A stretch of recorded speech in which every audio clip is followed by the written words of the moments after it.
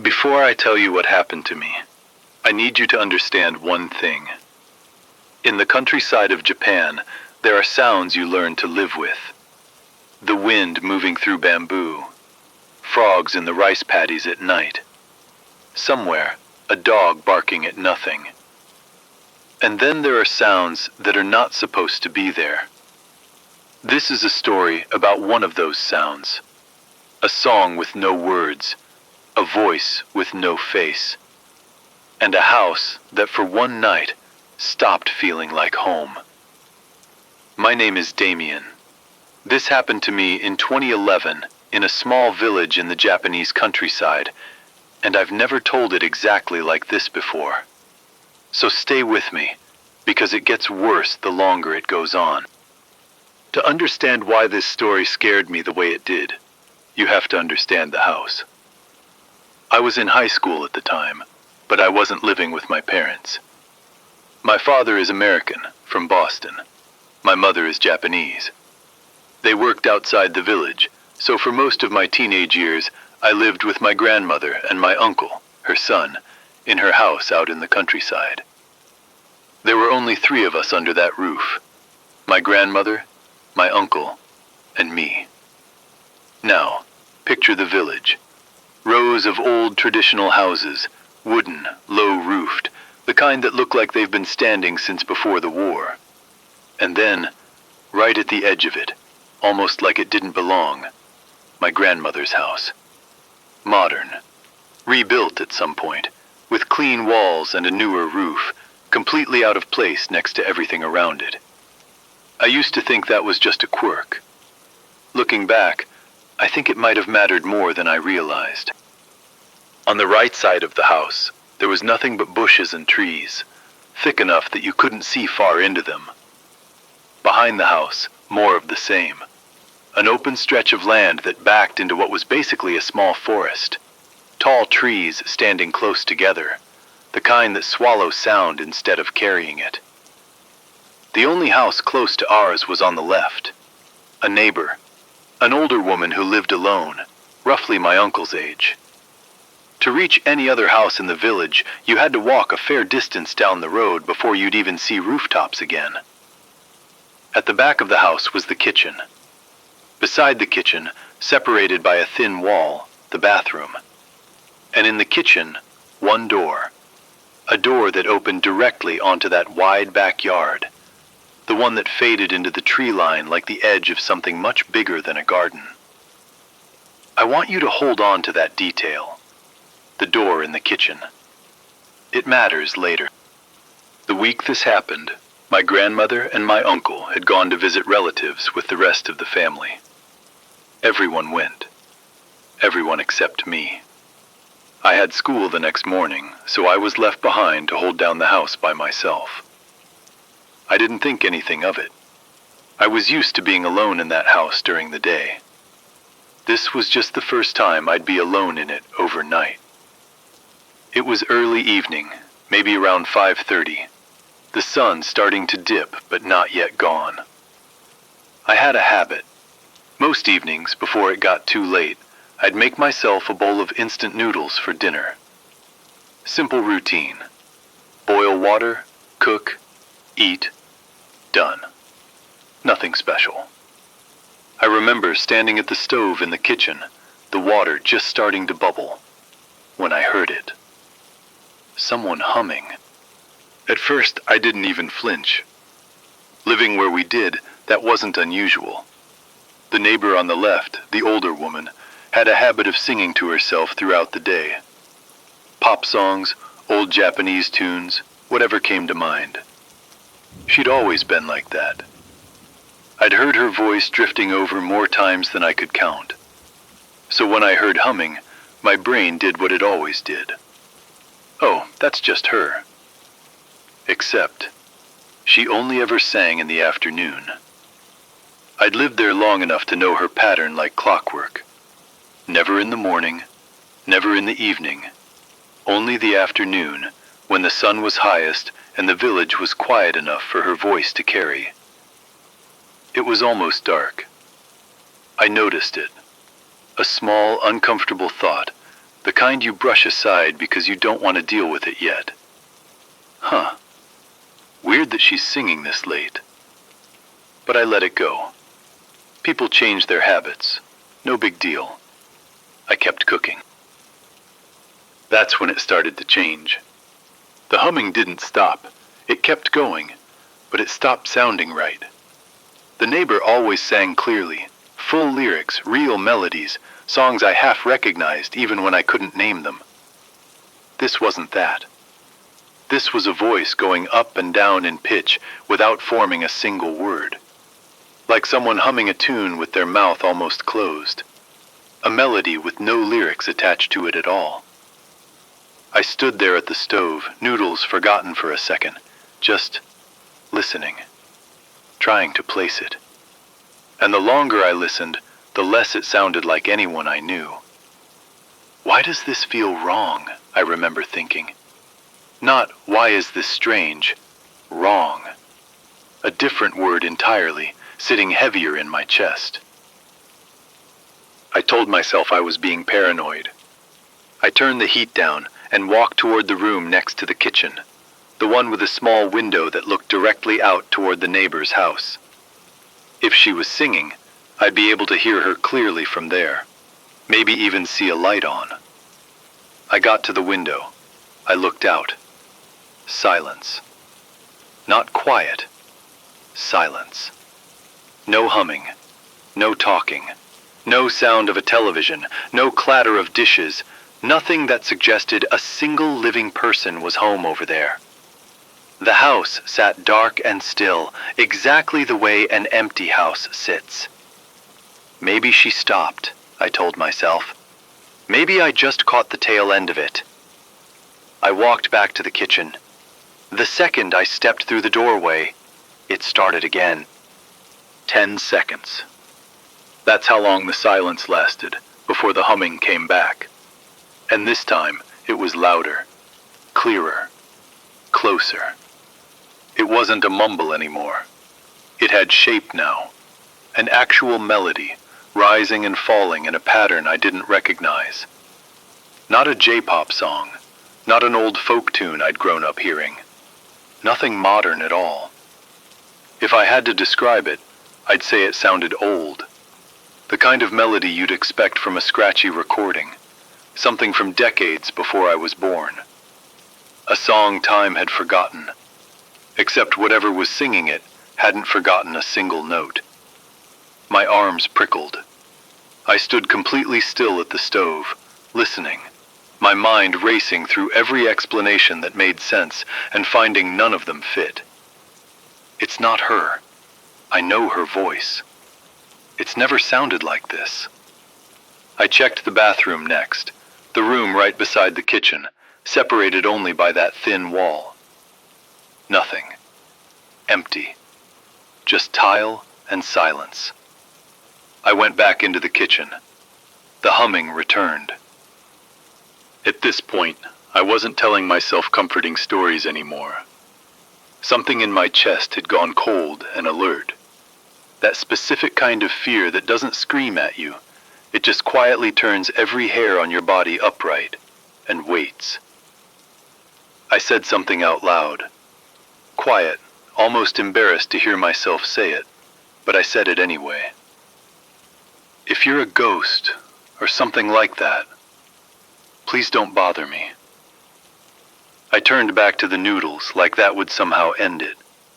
Like saying the word ghost out loud in an empty kitchen was a spell that could undo whatever was happening. The remaining side of the house, the right side, the one with no neighbor, nothing but trees and brush, sat in my mind the entire time.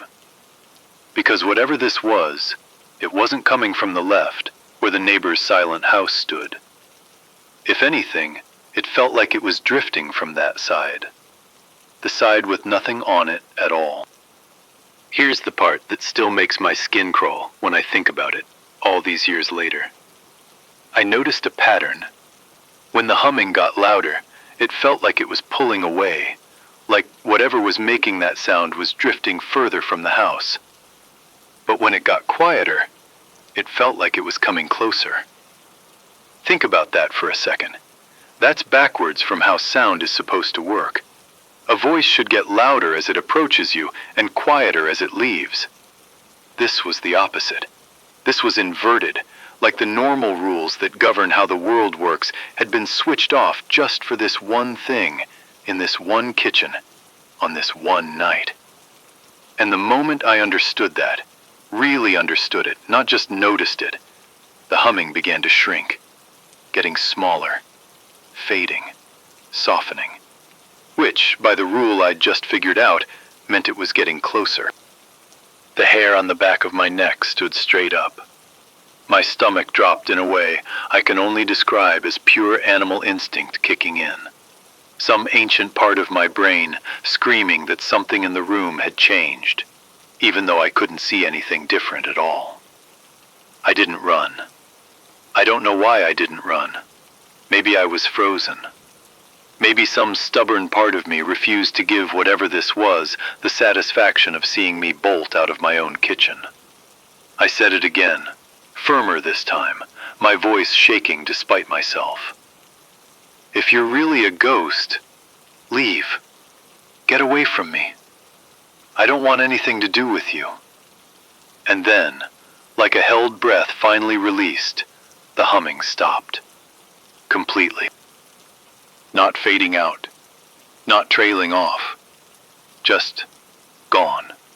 The way a sound stops when someone lifts a needle off a record. I stood there in that sudden ringing silence for what felt like a full minute before I trusted myself to move again. Then I picked up my bowl of noodles, and I did not eat another bite of that meal in the kitchen. I carried it into the living room, sat as far from that back door as the house allowed, and ate with my back against a wall so nothing could come up behind me. Night fell fully after that, and something in me had changed with it. I want to be clear about something. I had lived in that house for years by that point. Years. I had never once had an experience like this. Not a strange feeling, not an odd noise, nothing that made me think twice about being alone there. This was the first time, and it happened all at once, with no warning and no build-up. One evening, out of nowhere, like the house had been waiting for the right night to show me something. I tried to distract myself. I turned on the television. I tried reading. Nothing worked. Every small creak of the house settling, every gust of wind against the windows sent a fresh jolt through me. I kept glancing toward the kitchen doorway, half expecting to hear that melody start up again, half convinced that if I looked directly at the doorway long enough, something would be standing in it. Around 8 or 9 that night, I couldn't take it anymore. I grabbed a jacket, made sure every door in the house was locked, every single one, twice checked, and I walked to a friend's house nearby. I didn't tell them everything right away. I think some part of me was embarrassed, worried they'd laugh at me for being spooked by a sound. But eventually, sitting in their living room with a cup of tea I couldn't finish, it all came out. The humming, the wordless song, the way it got closer when it got quieter. All of it. I expected my friend to laugh. He didn't. His father, who had been sitting nearby, listening the whole time, went quiet. Then he set down what he was holding and looked at me directly.